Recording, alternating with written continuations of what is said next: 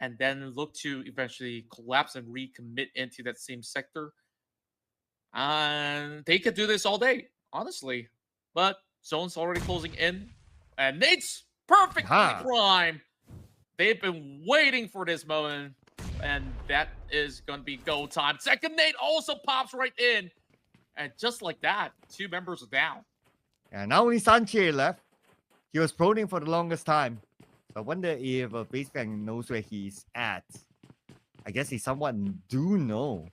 Because we can see that Momon, aka Real Face, is looking at the window. Okay, the other players of Basebank, they're charging in onto the building, going up to the next floor where Sanchez is at. Sanchez, he did put out a couple of shots so they know he is surely there. All alone with the micro Uzi, and also the UMP goes in onto the next door, closes the door. No healing utilities, down to 30% of health. This is going to be bad for Sanchez. It's probably just a matter of time right now. Okay, door open, jump shot in, and Starwood Esports become the first team to be eliminated. Oh boy, that was clinically read. The way that the rest of FaZe Clan just assessed the situation, playing off of all these small little context of details, and then surprise them with those nades so that they don't really have to take all of that form of risk. But speaking of taking a risk here, it's the Knights of Biggotron arriving to see to take on Levi. He goes for the double knock. Oh my word. The rest of BTR fumble on that approach, and the damage has been done. Only left with one yet again.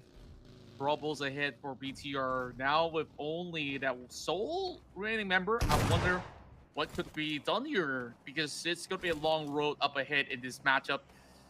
Who exactly could that be to be on the last stand? It seems like there is something still happening inside of the region of Picado with movements across the corners. The Savior, that was just a fine take that they had. Refuse behind the door. But this could be the potential comeback of the Xavier. Well, we'll talk about that in a little bit more as Refuse right now we need to defend his ground. Circle-wise, it moves towards the left. There's a good amount of teams within the circle. And Refuse still right in front of Baseman. Here we go. Apex went down. Refuse started together with Baron. He got one. And he's looking for more right now, but he needs the space to reset. That's going to be Baron and Refuse, the final 2 members of 4 Vertical Vice to go up against Baseman. Oh boy. Just by the outskirts, Mormon tries to hold out. He got the shotgun shells, but there's also preemptive shots being fired from side of the members of 4MV. These battles always takes place here inside of the Pirates. Out of all these spaces inside of Picado, he's got that grenade. I wonder if he actually senses this, as that is going to be a nice toss. He's just healed up and now being brought down low once more. Oh, perfect hold him for 4 rifle bots. He tries to charge back up, but he will go in to go for that quick restock. FaZe Clan, 1 member being knocked down. Not too much of a problem just yet, but they're dealing with the situation. Oof. Big nade and 1 HP left for Mormon. There was a close one there. Refuse is still... Baron is still in the game though. Hoping to come up with a big clutch. He's the only final member of 4 Vertical Vice. Now the Refuse have been eliminated. Baron, DBS in hand. One behind this wall. Rushes in.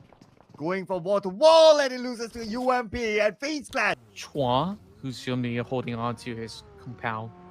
It's going to be Sky that will go in for the initial check with mid sprays coming through, and not much can be done there from the side of the X. Unfortunately, it's still a decent record of 3 points, to say the very least, for the side of the Savior, while the rest of Falcons will be hugging tight inside the city, expecting visitors, and that will be Esports now goes out for a little bit of shootout. As it's trades of nades dropping over the side of Falak.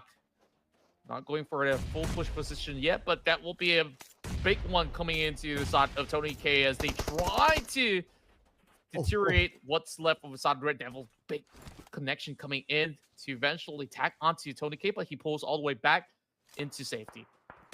Oh, now it's only Red Devils for ASI 8, but he's going in for the save for the Pala. No time though. Tony K now shows up.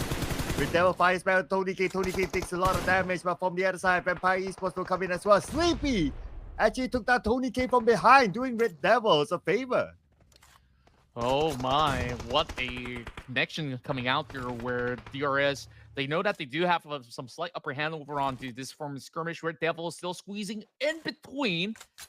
these players out there, but the zone does shift deeper into the hillside and also covers the range. It's still whole. I mean, the circle is still big enough. But those, okay, you mentioned about the teams on the outside. Now, one of them is going to be Alter Ego, and Rosemary just got to knock on the touch from Roy. And this their signal to move in. Rosemary in the same building as a couple of players from Roy. In fact, that one player is actually on the second floor. Rosemary has no idea. It's going to put focus on the players on the outside. And it's going to keep his focus onto the inside later on, perhaps. Shunos taken out by Octa. Octa naded down by Shunos. So it looks like it was a post collateral sort of nade that knocked him down. Yeah, and they're also trying to hold out with their nades of their own up against Rosemary. They're pretty much bunched up into this sector of the compound. Like you did mention, there is still certain regions where they can still hold out, but likely than not, the shift may not favor either side of its team. And when they do, it's going to be an all-out collapse. And speaking of which, it is happening right now. Things now being prepared. JK tries to bounce this over the corner of the wall side, and this one does connect. Wait a second. He actually made it himself. Okay.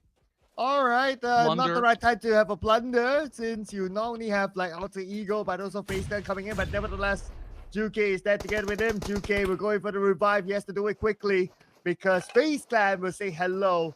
Tusk on the other side. He knows that Alter Ego is in front of him, but thanks to the smoke, is still blocking Alter Ego from having a good clear sight onto where Tusk is at. And Tusk is pretty low on ammunition, though. Only has 10 on his S12K.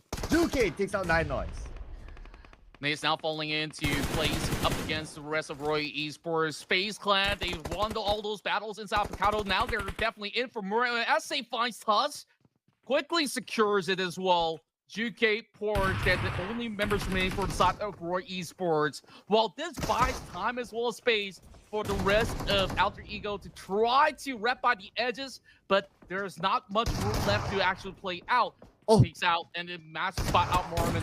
Here comes the ongoing approach as Forge tries his best with the shotgun shells, but that's all that he has left in the tank. Teams on the other side, we need to wait for action.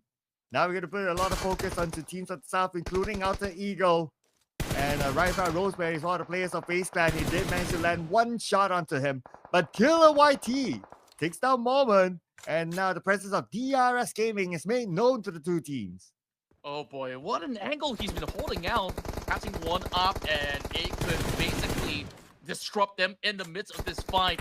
A little bit of scatter coming from the members of FaZe Clan as they're being absolutely isolated.